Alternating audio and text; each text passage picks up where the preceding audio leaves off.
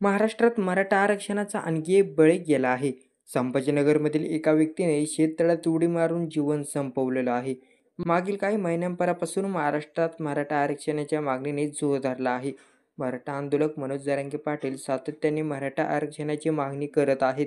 राज्यात महायुती सरकार आल्यानंतर पुन्हा एकदा जरांगे यांनी मराठा आरक्षणाच्या मागणीसाठी उपोषण केलं. मात्र सरकारकडून कसलाही प्रतिसाद न मिळाल्याने जरांगे यांनी उपोषण मागे घेतलं. आता थेट मुंबई घुसणार असा इशाराही त्यांनी दिला. एकीकडे मनोज जरांगे पाटील मराठा आरक्षणासाठी लढा देत असतानाच दुसरीकडे मराठा आरक्षणासाठी आत्महत्या करणाऱ्या तरुणांची संख्या वाढत आहे. आता पुन्हा एकदा महाराष्ट्रात मराठा आरक्षणाचा बळी गेला आहे. संभाजीनगर जिल्ह्यातील सिल्लोड येथे एका व्यक्तीने मराठा आरक्षणासाठी शेततळ्यात उडी घेऊन आत्महत्या केली आहे. आत्महत्येपूर्वी लिहिलेल्या चिठ्ठीत संबंधित व्यक्तीने सरकारवर गंभीर आरोप केले. सरकारकडून सतत मराठा समाजाची फसवणूक होत आहे. यामुळे आपण आत्महत्या करत असल्याचं संबंधित व्यक्तीने चिठ्ठीत लिहिलं आहे.